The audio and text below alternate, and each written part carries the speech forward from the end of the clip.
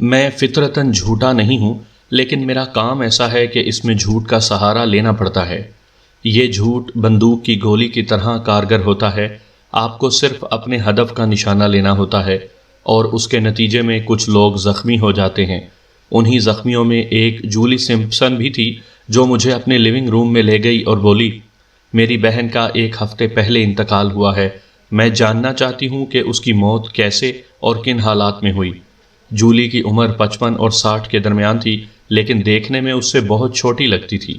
اس نے designs jeans, گلابی رنگ کا اونی سویٹر اور کانوں میں چاندی کی بالیاں پہن رکھی تھی۔ اس کے شوہر گریگ کو دیکھ کر لگتا تھا کہ اس نے کئی برسوں سے شاپنگ نہیں کی ہے۔ اس نے ٹی شرٹ، جینز اور پرانے ٹینس شوز پہن رکھے تھے۔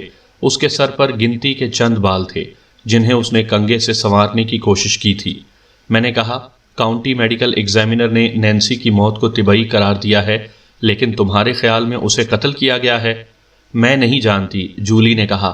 گزشتہ ہفتے جب اس کی موت ہوئی تو میں نے اس امکان پر غور نہیں کیا تھا، لیکن اب مجھے اس کی موت طبعی نہیں لگتی۔ وہ بالکل صحت مند تھی اور ابھی کافی عرصہ زندہ رہ سکتی تھی۔ ہم صرف یہ چاہتے ہیں کہ تم اس معاملے کو دیکھو۔ جولی اور گریگ منی پولیس کے مضافات میں رہتے تھے۔ لیونگ روم میں معمولی قسم کا فرنیچر تھا اور وہاں کوئی ایسی چیز نہیں تھی جسے دیکھ کر مہمان متاثر ہو سکے۔ نینسی مجھ سے 5 سال بڑی تھی، جولی نے کہا۔ وہ پیدائشی طور پر مختلف عوارض میں مبتلا تھی۔ تم گھٹا کر بیان کر رہی ہو، گریگ نے کہا۔ اس طرح کی باتیں مت کرو، جولی منہ بناتے ہوئے بولی۔ اب وہ اس دنیا میں نہیں ہے۔ میں تمہاری شکر گزار ہوتی اگر تم اس کے بارے میں ایسی فضول بات نہ کرتے۔ ٹھیک ہے، گریگ نے کہا، میں خیال رکھوں گا۔ جولی مجھ سے مخاطب ہوتے ہوئے بولی، ماں کے مرنے کے بعد ہم نے نینسی کو یہاں لانے کے بارے میں سوچا، لیکن اس کی دیکھ بھال فل ٹائم جاب تھی۔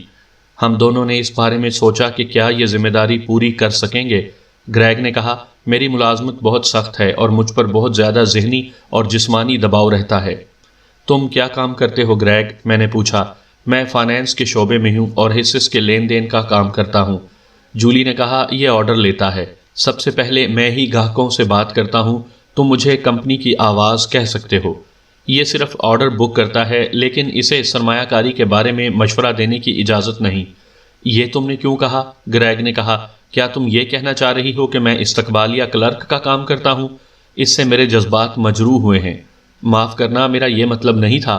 شکریہ، گریگ نے کہا۔ جولی بولی، میں نیل کو درست معلومات دینے کی کوشش کر رہی ہوں تاکہ اسے نینسی کی موت کے بارے میں تحقیقات کرنے میں مدد مل سکے۔ اس نے ایک سرد آہ بھری اور کہنے لگی، نینسی کو یہاں نہ لانے کی ایک وجہ اور بھی تھی۔ اس سے ہماری ازدواجی زندگی متاثر ہو سکتی تھی، لہٰذا ہم نے فیصلہ کیا کہ نینسی ماں کے گھر میں ہی رہے اور اس کے لیے ایک کل وقتی نرس کا بندوبست کر دیا جائے، جو ہمیں کافی مہنگا پڑا، گریگ نے کہا۔ یہ تمہاری پریشانی نہیں تھی، جولی نے کہا۔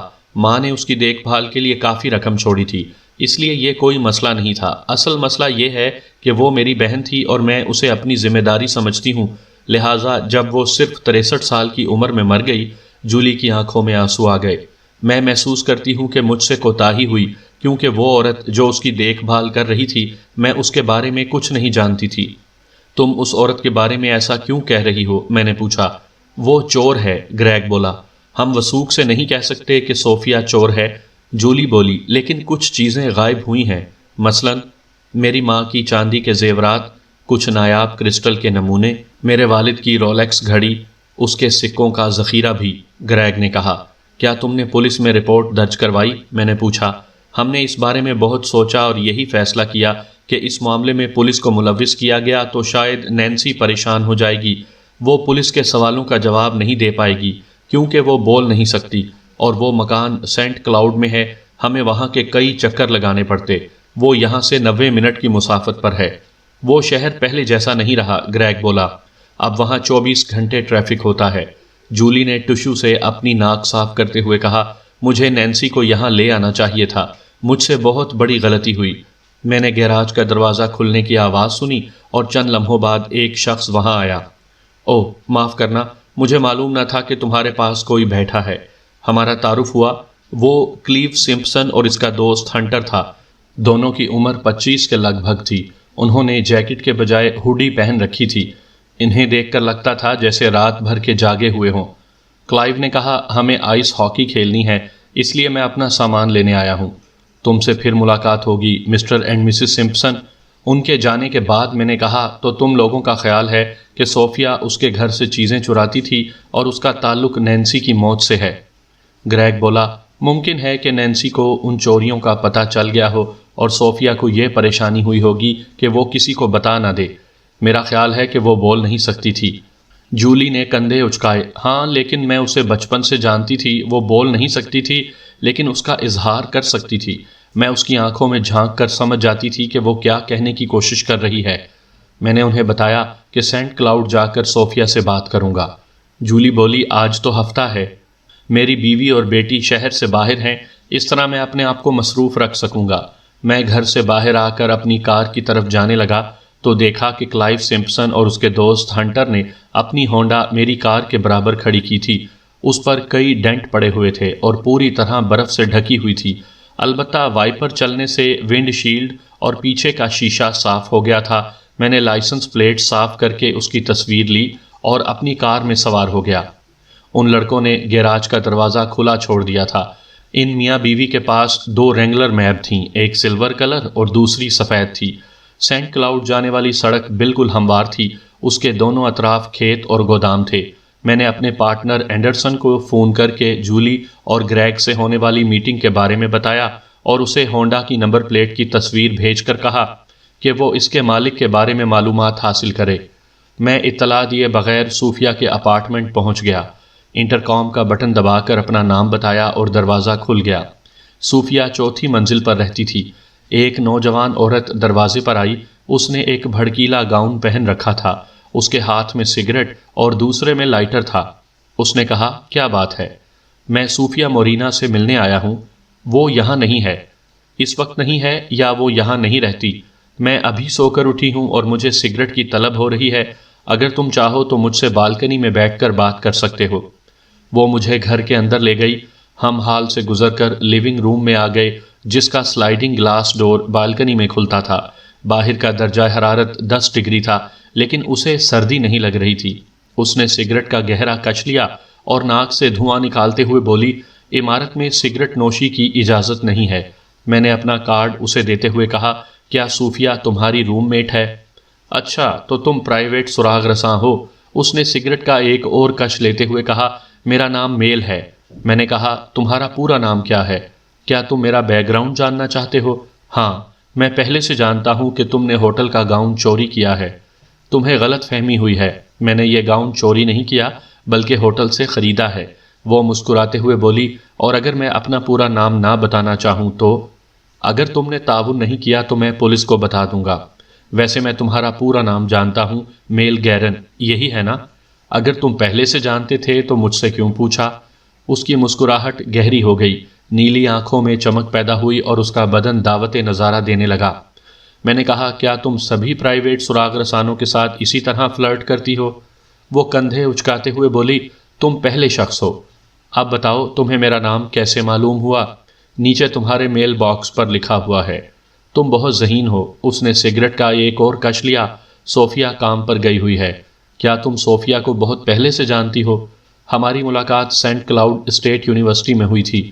اس نے نرسنگ کورس مکمل کر لیا اور مجھے یونیورسٹی سے نکال دیا گیا۔ سگریٹ نوشی کی وجہ سے؟ نہیں، میرے نمبر بہت اچھے تھے جس کی وجہ سے دوسرے طالب علم احساس کمتری کا شکار ہو گئے اور انہوں نے سازش کر کے مجھے یونیورسٹی سے نکلوا دیا۔ تم کافی یا سگریٹ لوگے؟ میں نے انکار کر دیا اور پوچھا کہ صوفیہ کو نئی ملازمت کب ملی؟ اس نے کوئی نئی ملازمت نہیں کی، اس نے کہا وہ کسی بوڑھی عورت کی دیکھ بھال کر رہی تھی جس کا انتقال ہو گیا، اب وہ گھر کی صفائی کر رہی ہے تاکہ فالتو اشیاء فروخت کر دی جائیں۔ میں نے اس کا شکریہ ادا کیا اور جانے کی اجازت چاہی۔ اس نے اپنا سگریٹ بجھایا اور بولی آؤ میں تمہیں گھر دکھاتی ہوں۔ اس کا اپارٹمنٹ مکمل طور پر آراستہ تھا۔ دیواروں پر راک موسیقاروں کی فریم شدہ تصاویر لگی ہوئی تھیں، ایک دیوار پر ٹی وی لگا ہوا تھا، اس کے علاوہ وہاں ایک اسٹیریو بھی تھا۔ میں نے کہا یہاں کون موسیقی کا رسیا ہے؟ میں، میل نے کہا، میں ایک بینڈ کے ساتھ ہوں۔ تم دن میں کیا کرتی ہو؟ تم یہ دیکھ رہے ہو؟ اس نے ابھی تک اپنا گاؤن ٹھیک نہیں کیا تھا۔ میں مختلف شہروں میں جاتی رہتی ہوں، ہم کسی وقت اکٹھے ہو سکتے ہیں۔ تم مجھے کسی اچھی جگہ ڈنر کے لیے لے جاؤ، پھر دیکھو کیا ہوتا ہے۔ اگر تم شادی شدہ ہو تو مجھے اس سے کوئی فرق نہیں پڑتا۔ میں نے اس کی طرف دیکھا، وہ بھی مجھے دیکھنے لگی۔ واقعی اسے کوئی پرواہ نہیں تھی۔ میں نے پوچھا، تم نے یہ ایمپلیفائر کہاں سے لیا؟ اپنے ڈیڈی کے چوبارے سے، یہ وہاں ایسے ہی پڑا ہوا تھا۔ میں نے کہا، اچھا اب مجھے اجازت دو۔ وہ کچن سے اپنا کارڈ لے کر آئی اور مجھے دیتے ہوئے بولی، میرے پاس اور بھی ہیں اگر تمہیں یہ ایمپلیفائر چاہیے۔ سامعین کرام، آپ سن رہے ہیں اردو کہانی جھوٹا جاسوس۔ یہ اس سلسلے کی پہلی قسط ہے۔ مجھے امید ہے آپ کو میری یہ کاوش پسند آئے گی۔ آپ نے اگر ابھی تک میرا چینل مائی وائس سبسکرائب نہیں کیا تو ابھی میرے چینل کو سبسکرائب کر کے بیل نوٹیفیکیشن آن کر لیجئے تاکہ آنے والی ہر نئی کہانی کی اطلاع بر وقت آپ تک پہنچ سکے۔ جولی کی بہن دریائے مسسپی کے کنارے ایک حویلی نما مکان میں رہتی تھی جو سیاحوں کے لیے بنایا گیا تھا، لیکن بعد میں اسے رہائشی یونٹ میں تبدیل کر دیا گیا۔ میں نے اپنی کار ایک بڑے دائرہ نما ڈرائیو وے میں کھڑی کی اور انٹرکام کا بٹن دبا دیا۔ چند سیکنڈ بعد صوفیہ نے جواب دیا، ہیلو مسٹر شاپیرو، اندر آ جاؤ۔ صوفیہ کی عمر 25 کے قریب تھی۔ اس نے جینز اور فلا لین کی شرٹ پہن رکھی تھی۔ میل نے مجھے میسج کر دیا تھا کہ تم آ رہے ہو۔ معاف کرنا، یہاں کافی بے ترتیبی ہے۔ میں اس جگہ کو صاف کرنے کی کوشش کر رہی ہوں تاکہ اسے فروخت کیا جائے۔ میں نے ڈیوڑی میں قدم رکھتے ہوئے کہا، مجھے تم سے کچھ سوالات کرنے ہیں، پھر میں چلا جاؤں گا۔ ٹھیک ہے، ہم ڈائننگ روم میں بیٹھ کر بات کر سکتے ہیں۔ ہم لیونگ روم سے گزرتے ہوئے کمرہ طعام میں آئے۔ اس نے مجھے چائے اور کافی کی پیشکش کی۔ اس نے یہ دونوں چیزیں میرے لیے پہلے ہی تیار کر لی تھیں۔ میں نے چائے پر اکتفا کیا۔ میں نے پوچھا، تم یہاں کتنے عرصے سے کام کر رہی ہو؟ اس نے جواب دیا، 4.5 سال۔ میں نے نرسنگ اسکول سے پاس کرنے کے بعد کچھ عرصہ پرائمری کیئر آفس میں کام کیا، پھر یہاں آ گئی۔ کیا انہوں نے کبھی تم سے چیزوں کی گمشدگی کے بارے میں پوچھا؟ ہاں، جب ان کے چائنا اور سلور کے برتن غائب ہوئے، اور میرا خیال ہے کہ سکوں کا ذخیرہ بھی۔ کیا ان کا انداز ایسا تھا جیسے وہ تم پر الزام لگا رہے ہوں؟ نہیں، کم از کم میں ایسا نہیں سمجھتی۔ انہوں نے مجھ سے ان لوگوں کے بارے میں پوچھا جن کا اس مکان میں آنا جانا تھا۔ وہ کون لوگ ہیں؟ صفائی کرنے والی عورت جو ہفتے میں ایک بار آتی ہے۔ مرمت کرنے والا وہ اس وقت آتا ہے جب کوئی چیز خراب ہو جاتی ہے۔ اس کے علاوہ مالی اور برف ہٹانے والے۔ کیا کبھی ان سے پوچھ گچھ ہوئی؟ مجھے نہیں معلوم، اگر تم چاہو تو ان سے پوچھ سکتے ہو۔ کیا جولی اور اس کا شوہر اکثر یہاں آتے تھے؟ بہت زیادہ نہیں، بس مہینے میں 1 یا 2 مرتبہ۔ کیا کبھی جولی اکیلی بھی آئی؟ اوہ، کئی مرتبہ۔ وہ نینسی کا بہت خیال رکھتی تھی اور اسے دیکھ کر نینسی کی آنکھوں میں بھی چمک آ جاتی تھی۔ جب جولی سینٹ کلاؤڈ میں تھی تو کیا وہ اپنا زیادہ وقت نینسی کے ساتھ گزارتی تھی؟ ہاں، اس کے علاوہ وہ مکان میں چکر لگاتی اور چیزوں کو دیکھا کرتی۔ وہ یہیں پلی بڑی تھی اور اس مکان سے اس کی بہت سی یادیں وابستہ ہیں۔ یہاں کچھ بھی نہیں بدلا۔ اس کے ڈیڈی کی موت کے بعد سب کچھ ماں کے حصے میں آ گیا، پھر اس کے مرنے کے بعد وہ ہر چیز نینسی کے لیے چھوڑ گئی، یا میرا خیال ہے کہ نینسی کے نام سے ایک ٹرسٹ بھی تھا، اور جولی اس ٹرسٹ کی مختار تھی۔ ہاں، وہ اپنی بہن کی قانونی سرپرست تھی، وہی سارے فیصلے کرتی ہے۔ وہ میرے چیک پر دستخط کرتی اور شہر سے نینسی کے لیے دوائیں بھی لاتی تھی۔ کیسی دوائیں؟ نینسی کولیسٹرول اور بلڈ پریشر کی دوائیں لیتی تھی۔ میں نے کہا، اور وہ تم دوائیں نینسی کو کھلاتی تھیں؟ عام طور پر جب جولی موجود نہیں ہوتی تھی، ورنہ وہی اپنی بہن کو دوا دیتی تھی، وہی نینسی کو نہلاتی بھی تھی۔ میرے خیال میں وہ یہ محسوس کرتی تھی کہ اپنی بہن کا خیال رکھ رہی ہے، جبکہ وہ یہاں بہت کم آتی تھی۔ کیا جولی اور گریگ کے بچے بھی اپنی خالہ سے ملنے آتے تھے؟ صوفیہ نے کچھ سوچا، پھر بولی، نہیں، وہ اپنے والدین کے بغیر کبھی نہیں آئے۔ تو کیا تم انہیں جانتی ہو؟ میں ان سے مل چکی ہوں۔ ان کے کتنے بچے ہیں؟ 3۔ سارا سب سے بڑی ہے، وہ شادی شدہ اور ایریزونا میں رہتی ہے۔ سب سے چھوٹی بیٹی ٹینا ہے، وہ سینٹ تھامس جاتی ہے۔ دوسرے نمبر پر بیٹا کلائیو ہے، وہ سینٹ پال میں رہتا ہے۔ وہ یونیورسٹی میں پڑھتا تھا، لیکن معلوم نہیں کہ اب بھی جاتا ہے یا نہیں۔ میں نے کھڑے ہوتے ہوئے کہا، تمہارا شکریہ، تم نے میری بہت مدد کی۔ وہ مجھے دروازے تک چھوڑنے آئی۔ میں نے ناپ پر ہاتھ رکھا اور اس کی جانب مڑتے ہوئے کہا، تم جانتی ہو کہ جولی اور گریگ کے خیال میں شاید تم نے ہی سکوں کا ذخیرہ اور دوسری چیزیں چرائی ہیں۔ کیا؟ وہ حیران ہوتے ہوئے بولی، میں کبھی ایسا نہیں کر سکتی۔ مجھے تمہاری بات پر یقین ہے۔ شکریہ، وہ پرسکون دکھائی دینے لگی۔ کیونکہ اگر وہ واقعی یہ سمجھتے ہیں کہ تم نے وہ قیمتی اشیاء چوری کی ہیں تو انہوں نے اب تک تمہیں کیوں کام پر رکھا ہوا ہے؟ او ہاں، ایک اور سوال، کیا تم نینسی کی فل ٹائم نرس تھیں؟ ہاں، لیکن تم کیوں پوچھ رہے ہو؟ تمہارا ایک اپارٹمنٹ بھی ہے، لیکن کیا فل ٹائم نرس ہونے کا یہ مطلب نہیں کہ تم یہاں رہو؟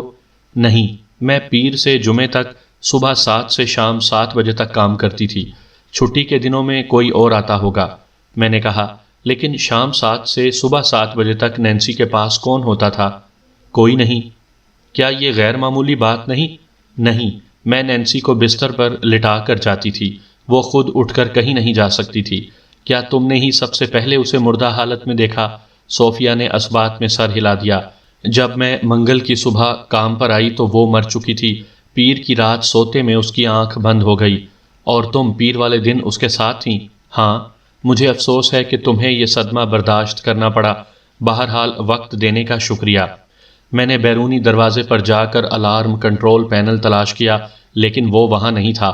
باہر نکل کر اپنی کار تک گیا تو مجھے وہاں برف پر کسی کار کے ٹائروں کے نشانات نظر آئے۔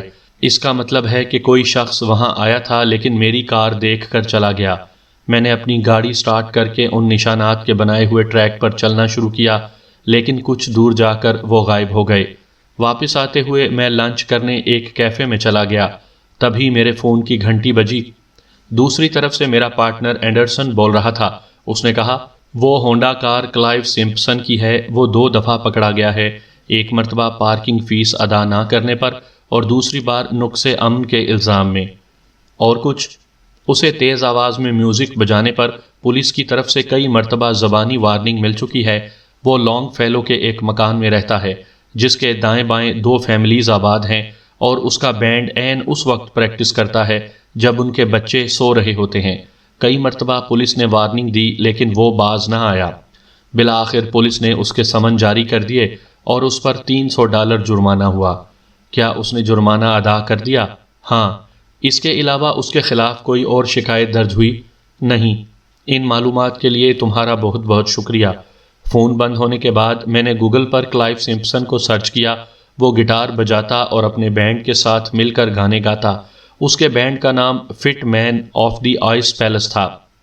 اس کی ویب سائٹ میں کئی گانے اور تصویریں ڈاؤن لوڈ کے لیے دستیاب تھیں۔ میں نے ایک اور لنک کھولا، اس میں بینڈ ممبرز کی تصاویر تھیں۔ کلائیو سب سے آگے تھا، اس کے دوست ہنٹر کے ہاتھ میں بھی گٹار تھا، ایک عورت ڈرم بجا رہی تھی اور ایک بچے کے ہاتھ میں ایک الیکٹرک پینڈولین تھا۔ لیکن مجھے سب سے زیادہ ان کے ساؤنڈ سسٹم نے متاثر کیا۔ کیفے سے نکل کر میں نے دوبارہ نینسی کے مکان کا رخ کیا۔ میں نے راستے میں اپنے دوست ریٹائرڈ میڈیکل ایگزامینر ڈاکٹر مورس کو فون کر کے اسے نینسی کی حالت اور اس کی موت کے بارے میں بتا کر پوچھا کہ کیا وہ اس صورتحال میں نینسی کی موت کی تحقیقات کرتا۔ اوہ، غالباً نہیں، اس نے کہا۔ وہ ذہنی اور جسمانی طور پر معذور عورت تھی جس نے توقع سے زیادہ زندگی گزاری، اور سوتے میں اس کی موت واقع ہوئی۔ اس کی وجہ جاننے کی ضرورت ہی نہیں۔ میں نے کہا، اسے کوئی سنگین نوعیت کی بیماری نہیں تھی اور نہ ہی اس کی صحت تیزی سے گر رہی تھی۔ یقیناً ایسی اموات آئے دن ہوتی ہیں۔ اگر پولیس نے اس کی موت کی وجہ جاننے کے لیے نہیں کہا، نہ ہی کسی مشکوک سرگرمی کی علامت نظر آئی، اور نہ ہی فیملی نے اس بارے میں کسی تشویش کا اظہار کیا، تو اسے طبعی موت ہی کہا جائے گا۔ میں نے اس کا شکریہ ادا کیا اور گاڑی چلاتا ہوا نینسی کے مکان پر پہنچا تو دیکھا کہ کلائیو کی ہونڈا کار مکان کے قریب کھڑی ہوئی تھی۔ وہاں ایک اور چھوٹی فیٹ کار بھی تھی۔ کبھی امکان تھا کہ یہ صوفیہ کی روم میٹ اور فٹ مین کی مینیجر میل گیرن کی ہو سکتی ہے۔ میں نے اپنی کار کی کھڑکی کا شیشہ نیچے کیا تو مجھے موسیقی کا شور سنائی دیا۔ راک بینڈ کے ممبر مکان کے اندر پریکٹس کر رہے تھے۔ میں واپس منی پولیس کی طرف روانہ ہو گیا۔ میرا ذہن ابھی تک نینسی میں الجھا ہوا تھا۔ ممکن ہے کہ اس کی موت طبعی ہو یا کسی نے اس کی مشکل آسان کر دی ہو۔ ایسا لگتا تھا کہ اس کی فکر صرف اس کی بہن جولی اور نرس صوفیہ کو تھی، اور شاید مجھے بھی۔ میری بیوی گاربیلا پولیس چیف کے لیے انٹرویو دینے سان ڈیاگو گئی ہوئی تھی، اور بیٹی ایولین ہوائی میں چھٹیاں گزار رہی تھی۔ اس لیے میں اس معاملے میں پوری توجہ دے سکتا تھا۔ میں نے جولی کو فون کیا، وہ اس وقت شاپنگ کر رہی تھی۔ 1 گھنٹے بعد ہم ایک کافی ہاؤس میں بیٹھے ہوئے تھے۔ وہ سامان سے لدی پھندی تھی۔ اس نے کہا، غالباً تم ابھی تک کچھ معلوم نہیں کر سکے، تمہیں کام کرتے ہوئے صرف آدھا دن ہی ہوا ہے۔ ابھی میرے پاس تمہیں بتانے کے لیے کچھ نہیں ہے، لیکن اس کیس کی گہرائی میں جانے سے پہلے میں تم سے ایک اہم سوال پوچھنا چاہتا ہوں۔ کیسا سوال؟ کیا تم واقعی یہ جاننا چاہتی ہو کہ تمہاری بہن کی موت کیسے ہوئی؟ ہاں، اسی لیے تمہاری خدمات حاصل کی ہیں۔ میں سمجھتا ہوں، لیکن ایک لمحے کے لیے سوچو، تم اور تمہارے والدین نے نینسی کو ایک بہترین زندگی دی۔ 63 سال کوئی بڑی عمر نہیں ہوتی، لیکن وہ جن عوارض میں مبتلا تھی، انہیں دیکھتے ہوئے یہ ایک اچھی عمر ہے۔ اگر کسی نے اس کی زندگی کے 1، 2 یا 5 سال کم کر دیے تو تب بھی تم اس کے بارے میں جاننا چاہو گی؟ بالکل، اگر کسی نے اسے قتل کیا ہے تو میں چاہوں گی کہ اسے سزا ہو، لیکن تم نے یہ سوال کیوں پوچھا؟ کیونکہ تم نے نینسی کو دیکھ بھال کی غرض سے اپنے گھر نہیں رکھا۔ تم اسے دیکھنے کے لیے مہینے میں 1-2 مرتبہ سینٹ کلاؤڈ جاتی تھیں۔ میں تم پر تنقید نہیں کر رہا، لیکن تم نے صرف اپنی زندگی آسان بنانے کے لیے اسے اپنے ساتھ نہ رکھنے کا فیصلہ کیا۔ اگر تمہیں معلوم ہو جائے کہ نینسی کو قتل کیا گیا تو اس سے تمہاری زندگی آسان نہیں ہوگی۔ میں نہیں سمجھتی، کیا تم جانتے ہو کہ اسے قتل کیا گیا ہے؟ نہیں، لیکن تمہیں شبہ ہے؟ میں قیاس آرائی نہیں کرنا چاہتا، لیکن میرے پاس ایک آئیڈیا ہے کہ کیسے اس بارے میں مزید معلوم کیا جائے۔ میں صرف یہ یقین کرنا چاہ رہا تھا کہ تم اس کی تحقیقات چاہتی ہو۔ ہاں، میں جاننا چاہتی ہوں۔ تم Footmen of the Ice Palace کو پسند کرتی ہو؟ یہ کیا ہے؟ یہ ایک بینڈ کا نام ہے، میں نے انہیں کبھی نہیں سنا۔ جیسا کہ میں پہلے کہہ چکا ہوں کہ پرائیویٹ سراغ رساں کو اپنے کام کے سلسلے میں کئی مرتبہ جھوٹ کا سہارا لینا پڑتا ہے، لہٰذا میں نے پہلا جھوٹ بولا۔ اوہ، معاف کرنا، جب میں صوفیہ سے بات کر رہا تھا تو میں نے وہاں ان کی ایک سی ڈی دیکھی، میں سمجھا کہ وہ تمہاری ہے، لیکن تم کہہ رہی ہو کہ انہیں کبھی نہیں سنا، تو وہ ضرور صوفیہ کی ہوگی۔ وہ میرے پسندیدہ بینڈز میں سے ایک ہے، لہٰذا میں سمجھا کہ تم بھی ان کی پرستار ہو۔ جولی یہ سن کر حیران رہ گئی۔ میں نے اٹھتے ہوئے کہا، اب میں چلتا ہوں، تم بہت جلد اس بارے میں مجھ سے تفصیل سنو گی۔ اس کے بعد میں نے ایک ریٹائرڈ پولیس آفیسر اور ہلٹن ہوٹل کے سراغ رساں ٹونی سیگل کو فون کیا اور پوچھا کہ کیا ہم کہیں مل سکتے ہیں۔ میں اسے کچھ تصویریں دکھانا چاہتا تھا کہ شاید وہ ان میں سے کسی کو پہچانتا ہو، کیونکہ اس کا ہوٹل میں آنا جانا لگا رہتا تھا۔ ہماری ملاقات کراس روڈ ڈیلی میں ہوئی تھی، جہاں اس نے چکن نوڈلز، پھلوں اور کریم سے بھرے ہوئے کیک اور بلیک چیری سوڈے کا آرڈر دیا۔ کچھ دیر باتیں کرنے کے بعد وہ بولا، مجھے وہ تصویریں دکھاؤ۔ میں نے ایسا ہی کیا۔ اس کے بعد میں دوبارہ سینٹ کلاؤڈ کی طرف روانہ ہو گیا۔ کچھ دیر بعد میں نے اپنی کار صوفیہ اور میل کے اپارٹمنٹ پر روکی۔ اس وقت کلائیو کی ہونڈا وہاں نہیں تھی۔ میں نے انٹرکام دبایا، جس کا جواب صوفیہ نے دیا۔ میں نے اسے بتایا کہ مجھے ایک اور سوال کرنا ہے، اور اس نے مجھے اوپر بلا لیا۔ کلائیو یا ہنٹر میں سے وہاں کوئی نہیں تھا۔ صوفیہ اور میل کھانا بنا رہی تھیں۔ انہوں نے مجھے ڈرنک آفر کی، جو میں نے قبول کر لی۔ صوفیہ نے کہا، کیا تم ہمارے ساتھ ڈنر کرو گے؟ تمہارا بہت شکریہ، لیکن مجھے واپس منی پولیس جانا ہے۔ یہ میرا دوسرا جھوٹ تھا۔ میل نے کہا، تم نے پورا دن سینٹ کلاؤڈ میں گزارا؟ یہ میرا تیسرا، چوتھا اور پانچواں جھوٹ تھا۔ میرا ایک دوست گرینڈ ویو لاج میں کام کرتا ہے، میں نے سوچا کہ اس سے مل لوں۔ میں ابھی آدھے راستے میں تھا کہ جولی نے مجھے فون پر بتایا کہ ان کی ایک اور چیز گم ہو گئی ہے، لہٰذا میں نے سوچا کہ تم سے پوچھ لوں۔ میل نے کہا، تم فون بھی کر سکتے تھے، لیکن شاید تم اسی بہانے مجھ سے دوبارہ ملنا چاہ رہے تھے۔ وہ مسکرا دی۔ شاید، میں نے مسکراتے ہوئے کہا، یہ میرا چھٹا جھوٹ تھا۔ صوفیہ نے پوچھا، اور کیا گم ہو گیا ہے؟ وہ ایک ہیرے کا ہار ہے، وہ زیادہ قیمتی نہیں ہے، شاید $5000 کا ہو، اس لیے جولی نے کبھی اسے محفوظ جگہ پر نہیں رکھا۔ نینسی کے مرنے کے بعد وہ اپنی ماں کے زیورات گھر لے گئی۔ اس کا خیال تھا کہ وہ نیکلس بھی ان میں مل گیا ہوگا، لیکن اب معلوم ہوا کہ وہ غائب ہے۔ یہ 7واں جھوٹ تھا۔ صوفیہ نے کہا، تم اسے کیوں تلاش کر رہے ہو؟ پولیس میں رپورٹ کیوں نہیں کی؟ میں نے بھی کہا تھا، لیکن وہ لوگ پولیس کو ملوث نہیں کرنا چاہتے۔ یہ 8واں جھوٹ تھا۔ تمہیں کچھ اندازہ ہے کہ وہ ایسا کیوں نہیں چاہتے؟ کیونکہ یہ ایک درد سری ہے، صوفیہ نے کہا۔ شاید تم ٹھیک کہہ رہی ہو۔ بہرحال تمہارے ڈرنک کا شکریہ، میں واپس منی پولیس جا رہا ہوں۔ میں نے نواں جھوٹ بولا۔ میں تمہیں باہر چھوڑ کر آتی ہوں، میل بولی۔ ہم نے ہال میں قدم رکھا تو میل بولی، تمہارے پاس میرا کارڈ ہے؟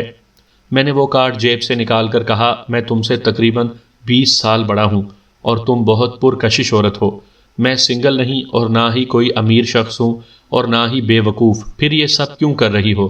وہ لمحہ بھر کے لیے رکی، پھر میرے بازو پر انگلی پھیرتے ہوئے بولی، مجھے تحائف پسند ہیں، انہیں وصول کر کے خوش ہوتی ہوں۔ اچھا، تو تم دن میں یہی کام کرتی ہو؟ میں اسے چیزوں اور خدمات کا باہمی تبادلہ کہتی ہوں۔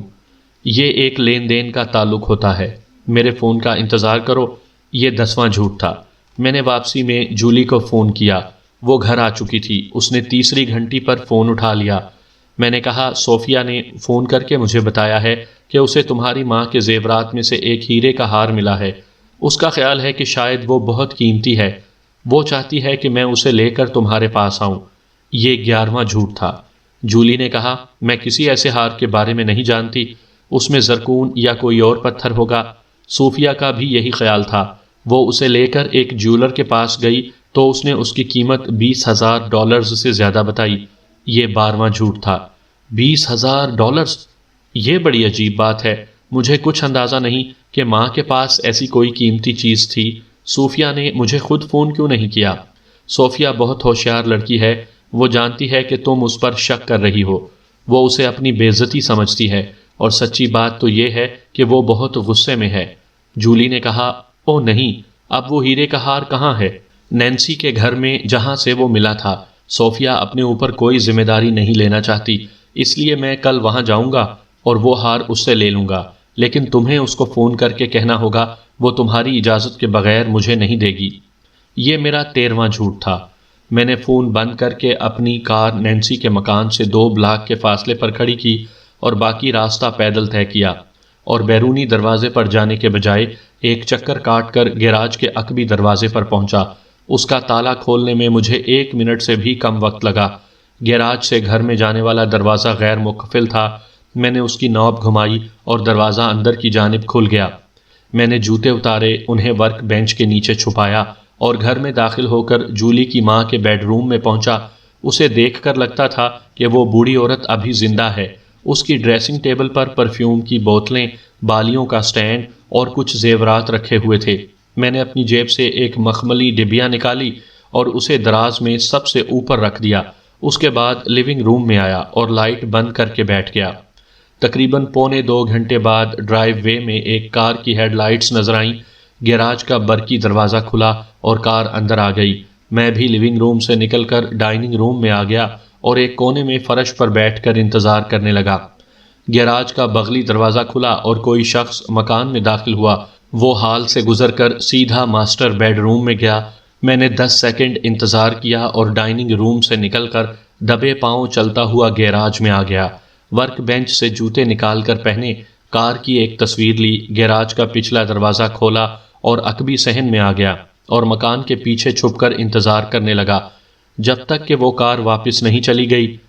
اگلے روز صبح جب جولی اور گریگ چرچ میں سے واپس آئے تو انہوں نے میری کار ڈرائیو وے میں کھڑی دیکھی۔ ہماری ملاقات بیرونی دروازے پر ہوئی۔ جولی نے کہا، تم یہاں کیا کر رہے ہو؟ میرا خیال تھا کہ تم آج سینٹ کلاؤڈ جاؤ گے۔ میں نے کہا، اس کی ضرورت نہیں۔ 5 منٹ بعد ہم تینوں لیونگ روم میں بیٹھے ہوئے تھے۔ میں نے کہا، میری معلومات کے مطابق تمہارا بیٹا کلائیو ایک بینڈ میں شمولیت اختیار کر چکا ہے جس کا نام Footmen the Ice Palace ہے۔ گریگ بولا، یہ میرے لیے پریشانی کی بات ہے، کیونکہ میں نے اس سے کہا تھا کہ جب تک وہ گریجویشن نہ کر لے یا اسے کوئی ملازمت نہ مل جائے وہ میوزک سے دور رہے، اور یہ بات زور دے کر کہی تھی کہ اگر وہ کسی بینڈ میں شامل ہوا تو ہم اس سے قطع تعلق کر لیں گے۔ جولی نے کہا، یہ وہی بینڈ ہے جس کے بارے میں کل تم نے مجھ سے بات کی تھی۔ میں نے اسبات میں سر ہلا دیا۔ اس کے علاوہ بھی ایک اور بات ہے جو شاید تمہیں معلوم نہ ہو۔ وہ کیا؟ جولی نے پوچھا۔ اس کا صوفیہ کے ساتھ روحانی تعلق ہے۔ گریگ نے کہا، صوفیہ تو میکسیکن ہے۔ نہیں، وہ امریکن ہے۔ سینٹ کلاؤڈ میں پیدا ہوئی اور وہیں پلی بڑھی۔ وہ ایک لائسنس یافتہ نرس ہے۔ میں نہیں سمجھتی کہ اس کے والدین اس تعلق کو قبول کر لیں گے۔ گریگ نے کہا، یہ ضروری نہیں، وہ دونوں بالغ ہیں۔ میں اس معاملے پر تم سے متفق ہوں، لیکن میرا خیال تھا کہ تمہیں ان کے تعلق کا علم ہوگا، کیونکہ ایک بات شروع سے ہی غلط محسوس ہوئی۔ اگر تمہیں شک تھا کہ وہ نینسی کے گھر سے قیمتی اشیاء چوری کر رہی تھی تو نینسی کے مرنے کے بعد بھی تم نے اسے ملازمت پر کیوں رکھا؟ جولی نے کہا، وہ سینٹ کلاؤڈ میں رہتی ہے اور اسے مکان کو فروخت کے لیے تیار کرنا ہے۔ اس کے علاوہ وہ چند ہفتے کام کرتی رہے گی جب تک کہ اسے نئی ملازمت نہ مل جائے۔ تمہیں یہ ڈر نہیں تھا کہ وہ مزید کوئی چوری کر سکتی ہے؟ وہاں کوئی ایسی قیمتی چیز نہیں تھی، اس ہیرے کے ہار کا ہمیں علم ہی نہیں تھا۔ میں نے کہا ایک اور بات جو شاید تمہارے علم میں نہیں کہ Footmen of the Ice Palace کے لوگ نینسی کے مکان پر پریکٹس کرتے رہتے ہیں۔ مجھے اس پر یقین نہیں آ رہا، جولی بولی۔ کلائیو اس کی تصدیق کر سکتا ہے، یا ہم ابھی جا کر اس مکان کا تہہ خانہ چیک کر سکتے ہیں۔ میرا خیال ہے کہ ہمیں وہاں ایک ڈرم کٹ اور ایک پبلک ایڈریس سسٹم مل جائے گا، غالباً 2 ایمپلیفائر بھی ہوں گے۔ کیا تمہارا مطلب ہے کہ کلائیو نے اپنا میوزک ایکوپمنٹ خریدنے کے لیے نینسی کے گھر میں چوری کی؟ شاید وہ کلائیو ہی ہو۔ معاف کرنا، اس لڑکے میں بہت سی خامیاں ہو سکتی ہیں، جولی نے کہا۔ وہ مست ہے، اس میں ڈسپلن نہیں ہے، لیکن وہ چور نہیں ہو سکتا، گریگ بولا۔ پھر وہ اس کا دوست ہنٹر ہوگا، میں نے کہا۔ گریگ بولا، میں نے ہمیشہ یہی سمجھا کہ وہ گندا انڈا ہے، یا وہ میل گیرن بھی ہو سکتی ہے۔ جولی نے پوچھا، وہ کون ہے؟ اس کا پورا نام میلینا ہے، وہ صوفیہ کی روم میٹ ہے اور Footmen of the Ice Palace کا انتظام کرتی ہے۔ گزشتہ شب وہ بھی نینسی کے گھر میں تھی جب وہ بینڈ وہاں پریکٹس کر رہا تھا۔ گریگ نے اپنی آنکھیں بند کر لی اور بالوں پر ہاتھ پھیرتے ہوئے بولا، یہ صوفیہ کی غلطی ہے، اسے ہنٹر یا اس عورت کو گھر میں آنے کی اجازت نہیں دینی چاہیے تھی۔ پھر اس نے جولی کو مخاطب کرتے ہوئے کہا، ہمیں اس کو فارغ کر دینا چاہیے، ہم کوئی دوسری عورت دیکھ لیں گے۔ جولی نے اس بات میں سر ہلا دیا۔ میں نے کہا، ایک اور بات، آج صبح میں نے صوفیہ کو فون کر کے کہا کہ میں وہ ڈائمنڈ کا ہار لینے آ رہا ہوں۔ وہ اس وقت نینسی کے گھر پر کام کر رہی تھی، اس نے مجھے منع کر دیا۔ یہ جھوٹ نمبر 14 تھا۔ کیوں؟ کیا وہ گم ہو گیا؟ لگتا ہے کہ کسی نے چوری کر لیا ہے، گریگ نے کہا۔ میں پولیس کو فون کر رہا ہوں کیونکہ ہمیں اس کی موجودگی کا علم نہیں تھا، اس لیے انشورنس بھی نہیں کروایا۔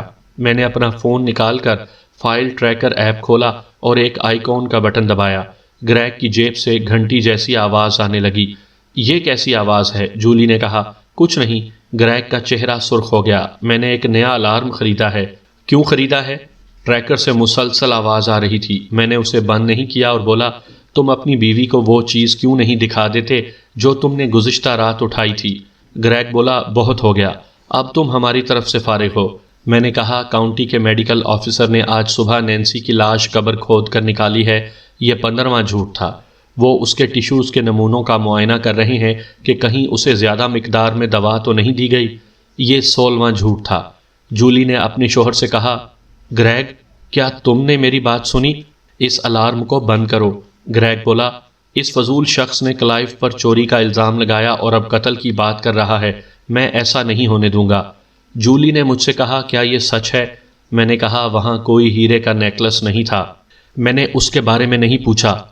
کل تک وہاں ایسی کوئی چیز نہیں تھی۔ پھر میں نے بازار سے ایک نقلی نیکلس اور فائل ٹریکر خریدا اور اسے میں نے نقلی نیکلس کی ڈبیا میں رکھ دیا۔ گریگ کمرے سے باہر چلا گیا اور جولی نے ایسی شکل بنائی جیسے اس نے سڑا ہوا سیب کا ٹکڑا منہ میں رکھ لیا ہو۔ میں نے کہا، سچ تو یہ ہے کہ میں نے صوفیہ کو فون کر کے کہا کہ تمہارے خیال میں نیکلس مکان میں ہی تھا، پھر میں نے تمہیں فون کر کے بتایا کہ صوفیہ کو وہ نیکلس مل گیا ہے۔ اس کے بعد میں سینٹ کلاؤڈ گیا اور نقلی نیکلس تمہاری ماں کے بیڈ روم میں رکھ کر انتظار کرنے لگا کہ شاید کوئی اسے لینے کے لیے آئے۔ وہ بامشکل اتنا ہی کہہ سکی، میں نے گریگ کو اس نیکلس کے بارے میں بتایا تھا۔ گیراج کا دروازہ کھلا اور پختہ فرش پر کار کے ٹائروں کے چرچرانے کی آواز آئی۔ جولی کاؤچ پر سمٹ کر بیٹھ گئی۔ یہ ایک تلخ حقیقت ہے کہ گریگ نے میل کے ساتھ جنسی تعلق قائم کر رکھا ہے اور وہ اسے اس کا معاوضہ دیتا ہے۔ اس نے نینسی کے گھر سے قیمتی اشیاء چوری کی اور بازار میں بیچ کر ان سے ملنے والی رقم میل کو دیتا رہا۔ جب قیمتی اشیاء ختم ہو گئیں تو اس نے نینسی کو قتل کر دیا۔ میرا خیال ہے کہ اس نے اسے کوئی دوا زیادہ مقدار میں دے دی تھی۔ کسی کو قتل کا شبہ نہیں ہوا، اس لیے پوسٹ مارٹم کی ضرورت محسوس نہیں کی گئی۔ جولی گمسم بیٹھی خلا میں گھور رہی تھی۔ گریگ نے نینسی کو اس لیے قتل کیا تاکہ وہ مکان اور اس کے تمام اثاثے تمہیں مل جائیں۔ جولی کا چہرہ کاغذ کی طرح سفید ہو رہا تھا۔ میں نے جھوٹ بولا تھا کہ میڈیکل ایگزامینر نے قبر کھود کر نینسی کی لاش نکالی ہے۔ میں چاہتا تھا کہ گریگ فرار ہونے کی کوشش کرے تاکہ پولیس کو قبر کشائی کا جواز مل جائے۔ وہ سڑک پر اس کا انتظار کر رہے ہیں۔ وہ 1 منٹ خاموش رہی، پھر بولی، مجھے امید ہے کہ وہ اسے پکڑ لیں گے۔ وہ اٹھ کر کھڑکی تک گیا اور دیکھا کہ پولیس کی گاڑیاں درختوں کے پار کھڑی ہوئی تھیں۔ میرے سارے جھوٹ کام آ گئے تھے۔